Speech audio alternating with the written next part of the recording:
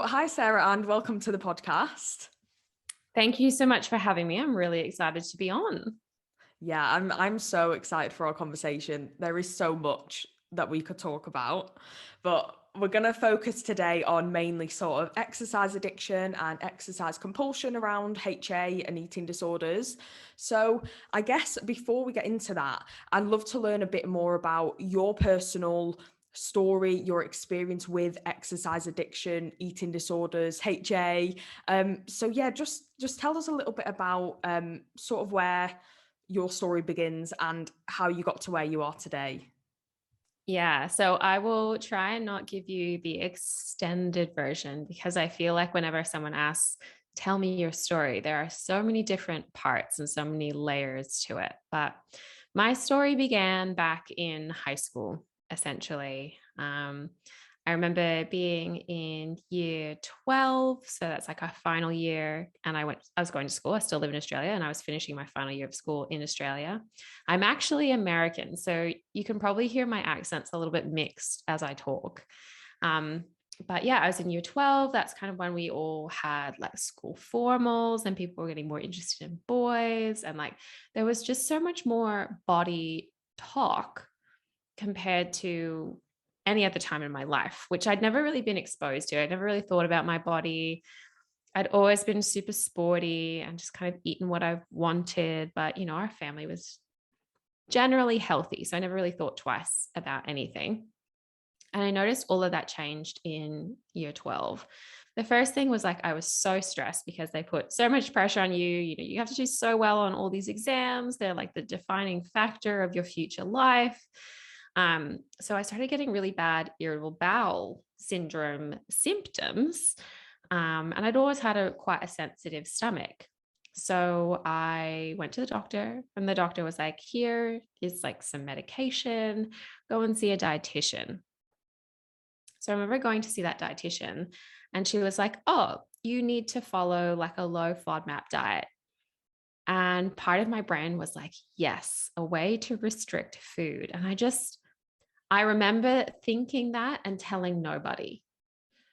But I knew I was like, well, I don't have to eat these foods anymore. And I don't have to eat those foods anymore. And even though I made it out to be this big pain in the butt change that I had to make, part of me was also like, well, number one, I might feel a little bit better, which will be good. But number two, maybe my body will change. And that was the really small, sneaky thought in the background that I don't even think I acknowledged, but that's where it started.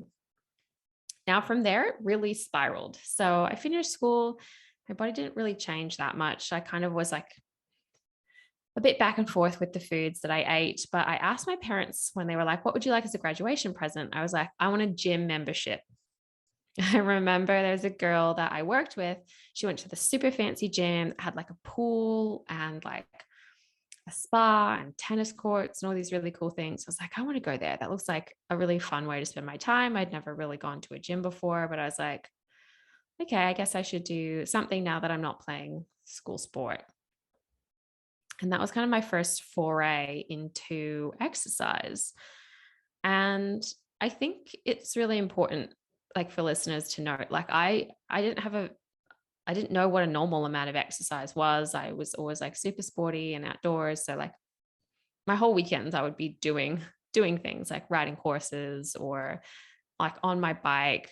So nobody ever said like doing too much exercise is a bad thing because I'd always balanced it out with, enough food, enough rest, taking a day off when I wanted to. But when I started the gym, it was fine until I decided to do this like bikini bodybuilding competition. And that was like the beginning of the end of my positive relationship with food and exercise.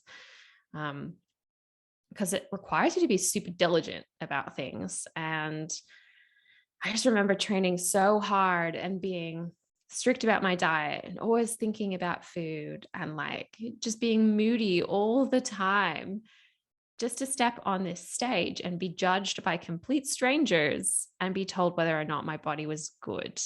And I think about it now and I was like, oh my God, I had such a warped perception of what I was doing and my own self-worth. But at the time I was studying nutrition and I was doing my personal training certificate. And I thought to myself, well, if I have a medal, then people will think I'm really good at what I do and I'll be super successful and everyone will want to work with me. I mean, I know so much better now. Hindsight is a beautiful thing. But I didn't just do that one competition. I did that one competition and then I was like, okay, now I'm going to get serious about it because I came second. And I was like, now I'm going to get super serious about, this next competition. And that's when my disordered eating probably truly became an eating disorder. Now, I was lucky enough to have the wherewithal to kind of catch myself before going into that competition and actually go, oh my God, no, this is a problem. I can't go through with this. I can't step on that stage.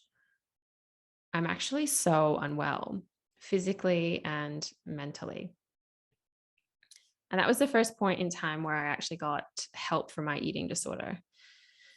Went to a GP, he referred me to a CS psychologist, and I also saw a dietitian. And I'd throughout my whole recovery experience, I saw many different dietitians and psychologists and therapists and things, but this was the kind of start. And just the immediate change from what I was eating to what they wanted me to eat was just so vastly different. And I really struggled with it because I was so used to seeing my body a certain way. And in this like bodybuilding world, I've got such a warped perception of like what an okay amount of food actually is versus like the semi-starvation that you're kind of used to putting yourself through. So that was really hard. And I found it really interesting because I actually went to the bodybuilding competition as a spectator to see some of my quote unquote friends. They weren't really friends, but like you kind of get all wrapped up in the same cohort of people that are doing the same things you are. And I remember one of the guys saying, oh my God, you look so amazing. Why aren't you competing?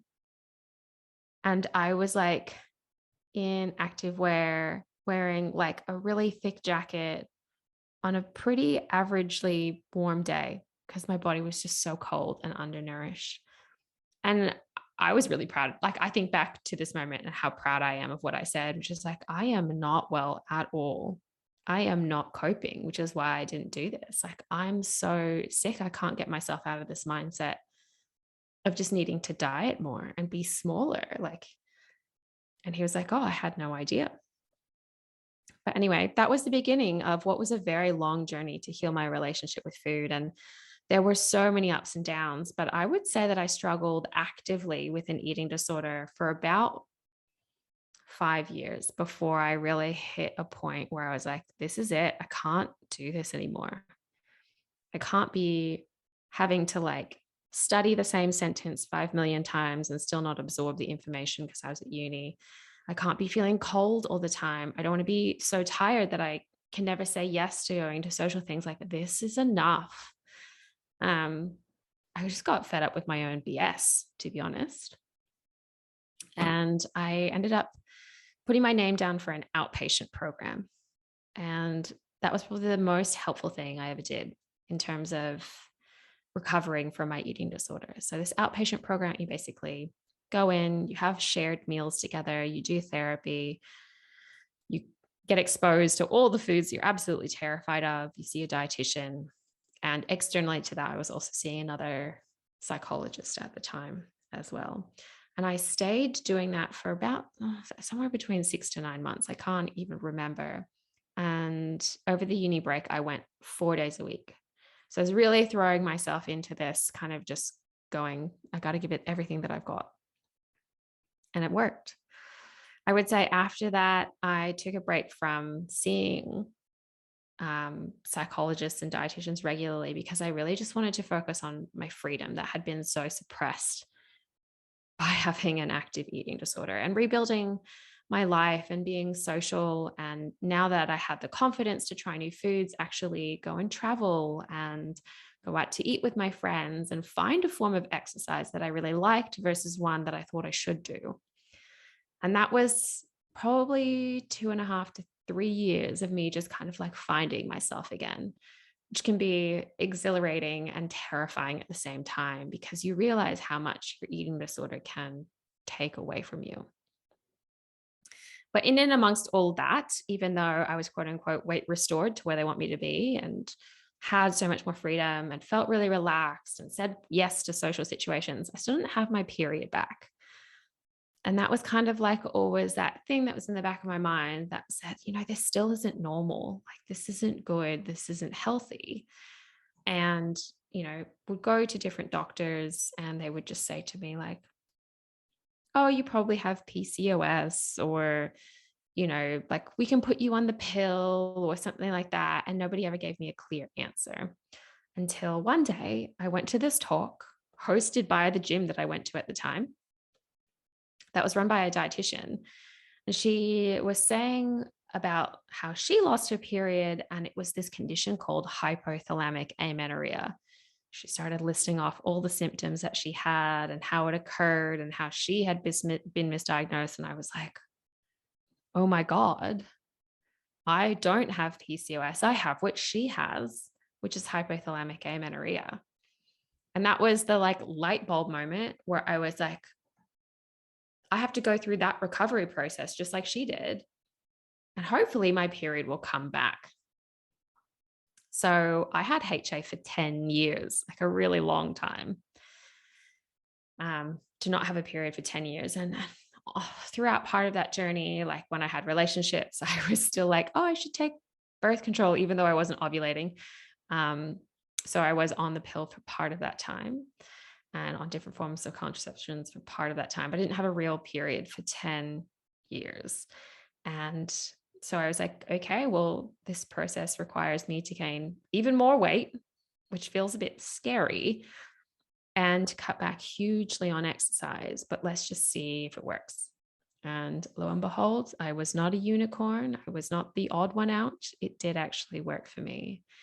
And within about 6 months of really kind of putting a lot of effort in, I managed to get my period back.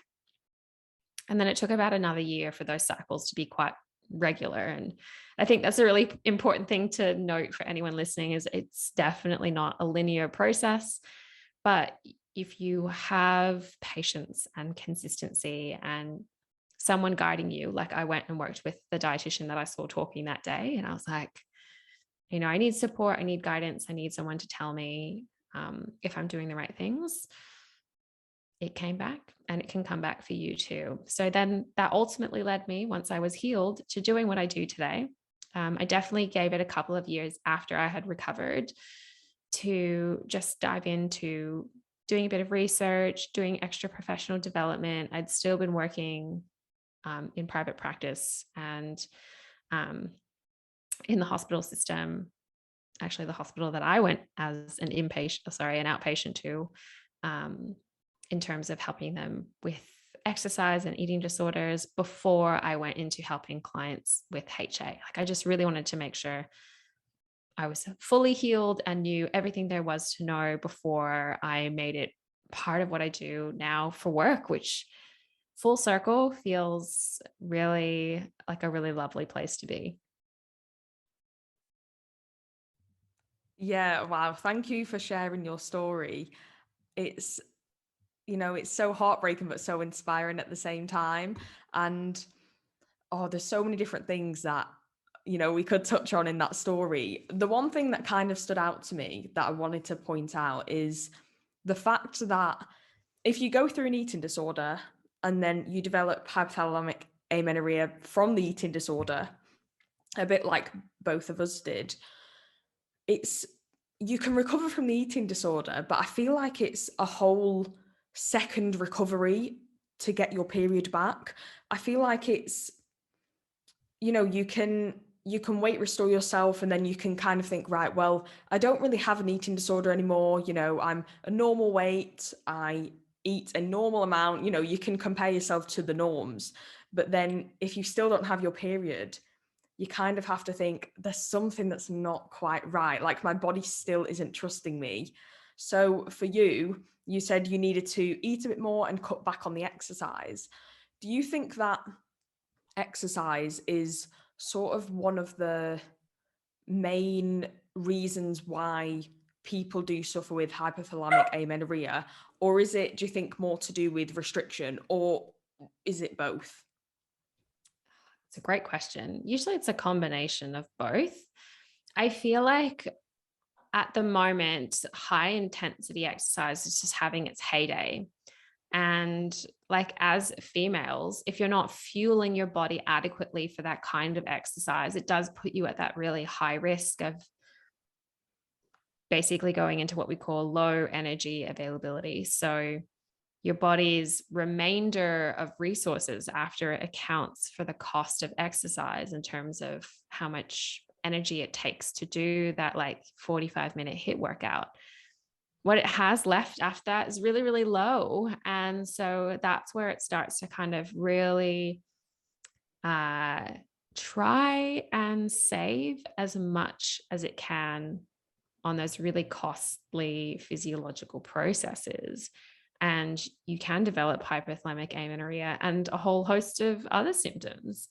But I think that's that high intensity exercise, or like just wanting to do lots of exercise while also not really truly being aware of how much energy that requires. I mean, as women, we're also sold the idea that eating less is always better. So it just kind of, there's so many factors that lead us to that place of having an HA diagnosis. So no two people's situation is the same, but there are definitely some common themes. Yeah, for sure. Do you find that most of your clients sort of, do you find that most of your clients are sort of aware that the exercise might be a contributing factor to their HA? Or do you think it's something that people, like a lot of people, don't really realize, and you have to sort of coach them into realizing, if that makes sense? Yeah, it's actually really true because a lot of people when we first start out, they're like, "Oh, I don't actually do that much exercise. I go to the gym 5 days a week and I work out for 90 minutes, but it's not that much." And I think that's just like that statement alone is like, okay, well, what do you think is too much then, if that is your idea of not that much? Because for a lot of people, that might have been a lower amount compared to what they were doing before. Because, if we think about social media, for instance, like there are so many training programs and challenges and things that require a person to do a huge amount of exercise, which is then glorified and becomes a person's new normal. So, like an 8-week challenge that requires like an hour of cardio and an hour of strength training, if that becomes a person's normal, then their definition of what's okay and enough is really vastly different to someone who's never been to a gym or never done an 8-week challenge. So it is really about educating someone about like, that's actually a really high level of exercise, especially given this is your energy intake. Like your body's telling us that you're really, really struggling. And when I kind of go through, I guess, the education and the sports science side of things and teach people about like all kinds of different things, like, going to the gym isn't where you get stronger. It's actually where you break down muscle tissue. And unless you're providing your body with rest and recovery and nutrition, your performance isn't going to go up. It's going to go down. And that's probably what you're noticing with your workouts is like you're actually not hitting greater weights or more reps, or maybe you are for a short period of time, but your risk of injury or overtraining is so much higher than if you were actually doing a smart training program that allowed you adequate rest and recovery versus you just absolutely smashing yourself in the gym. So for a lot of people, it's a step down process so they can mentally get to a point of being okay with managing with less exercise in their lives to go through that recovery process properly. Yeah, for sure. I can definitely resonate with what you said there about going to the gym and working out, but seeing no progress. And that was me for like, for so long, for years. I would go to the gym and I'd be like, why am I lifting the same weights as I was 2 years ago? Yeah, I go to the Yeah. gym 5 times a week. and I work really Yeah. hard. Like, and it just baffled me because I was like, what am I doing wrong? And when I look back at it, aside from, the physiological, decreased growth hormone and all that kind of thing, I just wasn't eating enough. And that's Yep. kind of as simple as that. If you're not fueling your body, you're not going to put the muscle on. No. Would you Yeah. say that, yeah, would you say that there is a healthy amount of exercise that somebody can do while they are going through HA recovery? Or do you recommend to sort of just stop as much as you can? So this is such a nuanced, I'm going to give such a nuanced answer, which people will probably hate. But for some people, they need a full break from exercise, while other people can maintain some exercise. So I guess the times that we would recommend a full break from exercise are when you feel like you have a really warped relationship with it. So you use it purely to kind of like earn your food or burn it off, or it comes from a place of like, I should or I must, rather than I'd love to, it would feel great. Right. And the full break from exercise actually allows us to pull on other coping strategies and I guess accept the fact that when we don't have exercise in our lives, we're okay. We can handle things, right? It's something that's enjoyable, and we'll probably get to a point where we really want to go for a walk that feels mindful and joyful and not like a march around the block like it used to be, but it might take a couple of weeks. So that full break from exercise is something that I get everyone to do for at least like a week. I call it an exercise holiday. I was just like, you should be able to go on holiday and not have access to a gym or need to go on specific walks at specific times. You should be okay with just nourishing your body and sleeping enough and getting on what you need to do with work without kind of stressing about your training during the day. Now, for a lot of people, they need to kind of just maintain with really low intensity exercise so that the food that they're eating can be used to go towards restoring and repairing not only their menstrual cycle, but all of those other things that happen when we have HA. So, hair, skin, and nails being like healthier, shinier, stronger, our thyroid function improving, digestion getting better, all of those, like feeling warmer instead of cold all the time. All of those are signs that your body's actually doing the work. And I know it can be hard to kind of put what kind of exercise that you were doing on pause, but in the long run, it's the most beneficial. So it's never long term. I'm a big, big, big, big, big advocate for strength training, but there's a time and a place for it. If you have HA, you don't have estrogen flowing through your body. You don't have half the hormones that are going to really help you get the benefits out of progressive overload, which you should not be doing during HA recovery. There's no way a person can maintain progressive overload. At most, you should be doing a modified strength training program, which we do get some of our clients to do, especially like if we see athletes and dancers and things, like they do have to maintain some exercise during their recovery, but it is super modified compared to what they were doing before to allow that food to go in and do the work and repair. Bring back your period. Yeah, sure. I think it must be so difficult when you do have a client who is an athlete, they're a dancer, it's part of like their lifestyle, it's what they do, and it must be so difficult to try and navigate around that. Do you wait until your clients get to a certain point, maybe physically or mentally, until you start to increase their exercise? Or is it very much about working with them and seeing how they feel in themselves? Again, it's no two situations that are the same. So oftentimes we really have to like hold the fort. So we're really the ones that are like, I know maybe your periods come back, but we really can't do anything to increase your training until we know that that period is consistent. And your body shows us the signs that it feels safe and it feels like it can maintain this menstrual cycle. So until that, we can't really change the exercise that you're doing. We can change some of the specific exercises that you're doing within a program, but we can't increase the volume or the intensity just yet. And while a lot of them are really disheartened to hear that, news, because obviously it's the last thing they want. They want to get back to being competitive and feeling strong and um, doing what they love. They do mostly understand why it's necessary. So, yeah, a lot of the time we are the gatekeepers of exercise only for a short period of time until we actually see that their bodies are responding well, maintaining that menstrual cycle. And then we get to have the really joyful part of guiding them back to full capacity of exercise, which we do through one of the programs that we run, which is our online progressive strength training program.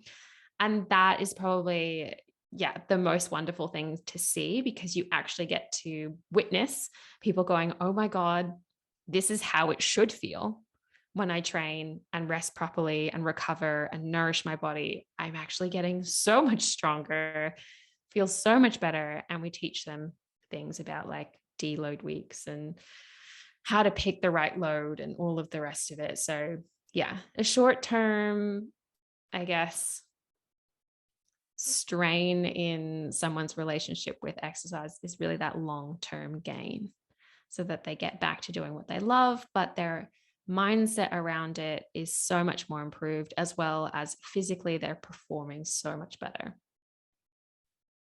Yeah, amazing. I love that you focus on the educational side of things as well as, helping people through it. And I think it, even though, like, when you say it out loud, a short-term strain for a long-term gain, I guess, it sounds so, simple, and you just think, oh, well, just stop exercising for a bit and you'll be fine. And then you can get what you want. You can get your period back. But it's so difficult when you're going through that short term strain to actually think about the future. How do you help your clients change their mindsets around exercise? Do you have particular sort of strategies that you use or techniques? Yeah. And I 100% agree, first and foremost, that you can know rationally how beneficial something can be to your health. Rationally, you can know that giving up exercise and eating more makes so much sense, given HA being your diagnosis and the condition that you're going through to recover from. But we're not rational creatures. We are emotional creatures.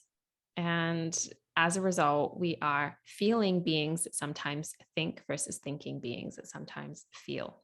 So you can't rationalize your way through this. So a big part of the process and kind of like helping someone handle that short-term pain is really going, what is the pain? What are the feelings? Can you sit with the fact that you kind of have to grieve the loss of your previous fitness identity and maybe a body type that was glorified, but where people had no idea that that actually truly wasn't healthy for you? We have to help our clients sit through all of those and really not run away or try and numb out for them from those feelings or push them down like they might have done through those more disordered behaviors, but actually go, your smaller body can't protect you against ever feeling this feeling like you thought it might have.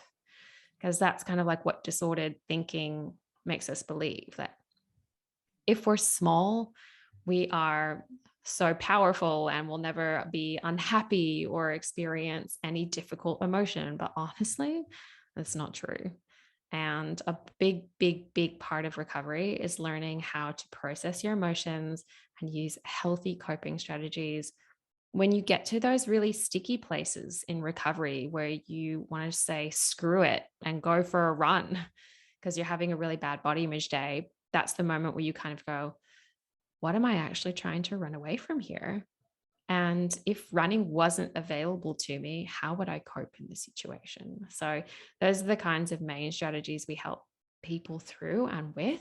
And there are so many different aspects of it, like body image, like I mentioned before, and distress tolerance and radical acceptance of emotions and changing and unlearning belief systems. And that is really where the healing starts for a lot of people, in being able to accept this different amount of exercise, and potentially exercise even looking different once a person is recovered. So it is one of the things that I love the most because it is so multifaceted.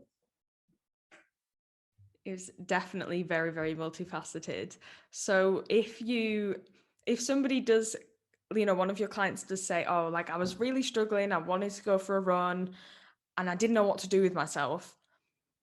Do you like, is there anything that you recommend people to do when they are, you know, on like urging to exercise? Do you recommend like journaling, meditation, walking, painting? Like, is there anything in particular that Yeah. you find clients find really helpful? Yeah. So journaling is a big one. So one of my biggest things is a lot of people, when they notice a feeling or an urge, they feel like they need to fix it. And one of the things I always tell clients and people in recovery is you don't need to fix a feeling or an urge in order to respond to it. All I'm asking you is to respond to it. I don't expect the feelings to magically go away or expect the urge to magically go away. I just want you to respond to it in a different way. So, journaling can be a really beautiful way to explore the urge or explore the feelings or explore the thoughts in a non judgmental and curious way. So, it's really just about getting everything that's going on in your mind outside of your mind and onto a piece of paper. Um, and there's no real structure to it. I do often give clients a whole bunch of journal prompts that can be useful. And that's a really great way to get started because you can just pick one and use that to kind of get your writing started. But for other people, I'm just like, just do a brain dump. Like everything that just comes in as a thought, even if it doesn't have anything to do with the urge or the feeling, just write it down, get it out of your brain, try and make sense of it later. You don't need to be perfect about this journaling process. So, journaling is definitely a big one. The other one is obviously talking to someone about it because a problem shared is a problem halved. So, having a good support system and just being like, you know what, I don't really need you to fix whatever I'm going through right now, but do you have the space for me to just like sit down and vent for a minute because I am feeling like really jumbled in my mind about wanting to go for a run, but knowing that I really shouldn't go. So those are the two main things I definitely encourage people to do. I love those. And to sort of finish up the podcast, actually, I'd love for you to give maybe one or two journal prompts that somebody could use if they are struggling to, just process their thoughts around reducing their exercise and fighting against those urges to exercise. Give us like, I don't know, yeah, two journal prompts that we could use. Oh, putting me on the spot. I I know it guess was one very of much on the the spot. I guess one of the really good ones is, do I want the, I guess, life debilitating pain of staying the same, or do I want the life enhancing pain of moving forward? So that can really help someone see that both of these choices that a person makes every single day, whether to do that disordered behavior or go back and do the exercise, is a painful choice and there are consequences. It's also painful to change, but usually that change is more aligned with our values. And that's the other thing that can be a really great thing to focus on, which is like, why is this important to me? Why is this important to me? Really, really bring it back to your why. And if you haven't done an exercise on finding your why, I really encourage you to do so as kind of like one of the first things that you do as you dive into recovery. Because I always say to my clients, and that's like one of the first things we do in the Healing HA course, is like find your North Star, find the reason why you are going through this process, which will be different for every single person. Maybe it's that you want to fall pregnant. Maybe it's that you want to make sure that your bones stay strong. You don't have osteoporosis when you get older, or that you just want to use this as the opportunity to get over those last lingering disordered behaviors. Find your why. And every time that you have a moment where you feel like you stumble a little bit, go back to that and revisit it and expand on it if you need to. But those would be my guess two journal prompts that could be really beneficial for people going through recovery. Thank you for sharing those. I love those. I think it's so, so important to keep your why in mind because when you are, struggling, you can remember why you are going through this struggle and what the end goal really is. So thank you Mm. so much, Sarah. It's been so amazing chatting to you today. And to finish up, could you let people know where they can find you, a little bit about your course and how they can sign up to the course if they want to? Yeah. So, the best way to find me, I'm most active on Instagram. My handle is at Sarah Liz King. So I'm sure you can find that very easily. I also run a podcast, which I'm very excited to be having you on very soon as well. And that is called Holistic Health Radio. So some great resources for anyone in eating disorder and HA recovery. As you said, we do run a course called Healing HA, which is a group and one-to-one hybrid course. So we provide group support as well as like a one-to-one element to it. So you always get paired with a coach and you get daily messaging and some one-to-one sessions so that you really get that personalized aspect to your recovery. So we run that throughout the year. So depending on when this podcast goes live, we've got a course that is kicking off on April 25th. So very, very soon. And you can find all the details through my Instagram. But if it's after that date, the next one will be later this year. So we always have a wait list if you are interested in joining.